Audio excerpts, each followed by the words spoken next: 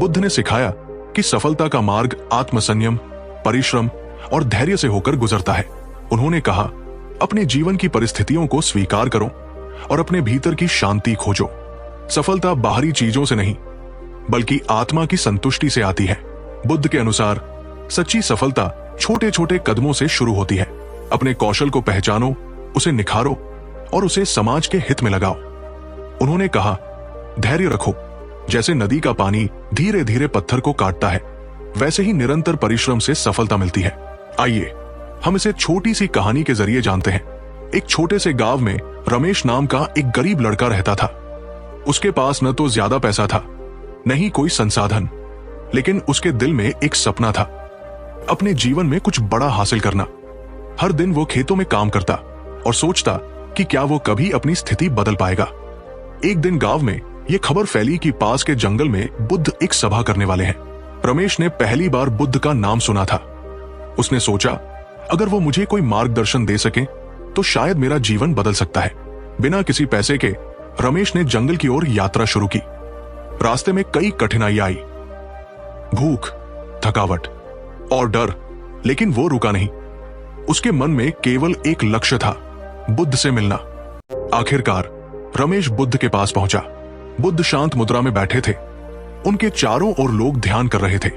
रमेश ने उनके चरणों में झुककर कहा, गुरुजी, मैं गरीब हूं। मैं अपने जीवन का लक्ष्य नहीं समझ पा रहा, कृपया मेरी मदद करें। बुद्ध मुस्कुराए और बोले, पहला पाठ यह है कि अपने जीवन की परिस्थितियों को स्वीकार करो। गरीब होना तुम्हारी पहचान नहीं है, यह केवल एक अवस्था है। रमेश ने पहली बार ऐसा सोचा और खुद को हल्का महसूस किया। बुद्ध ने रमेश से कहा, कोई भी लक्ष्य बिना परिश्रम के प्राप्त नहीं होता, लेकिन परिश्रम को सही दिशा में करना महत्वपूर्ण है।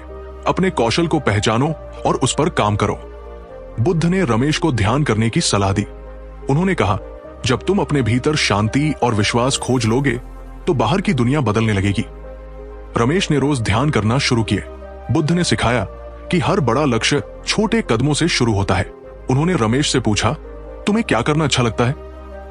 रमेश ने जवाब दिया, मुझे मिट्टी के बर्तन बनाना अच्छा लगता है। बुद्ध ने रमेश को सुझाव दिया कि वो अपने इस कौशल को और बेहतर बनाए। रमेश ने मेहनत से बर्तन बनाना शुरू किया। शुरुआत में लोग उसकी कारीगरी को नहीं समझते थे, लेकिन धीरे धीरे उसकी कला की तारीफ। रमेश ने बुद्ध से पूछा, मुझे सफलता कब मिलेगी? बुद्ध ने मुस्कुराते हुए कहा, धैर्य रखो। नदी का पानी भी पत्थरों को काटने में समय लेता है। धीरे धीरे रमेश ने अपनी कला में महारत हासिल कर ली। उसके बर्तन दूर दूर तक मशहूर होने लगे। उसने अपनी मेहनत और बुद्ध की शिक्षाओं का पालन किया। जब रमेश ने पर्याप्त धन कमा लिया तो उसने जरूरतमंदों की मदद करनी शुरू की। बुद्ध ने उसे सिखाया था कि सच्ची सफलता वही है जिसमें दूसरों का भला हो। एक दिन रमेश ने बुद्ध से कहा, गुरुजी, अब मैं समझ गया हूं कि सच्चा सुख न केवल अपने लिए कुछ पाने में है, बल्कि दूसरों के जीवन को भी बेहतर बनाने में है।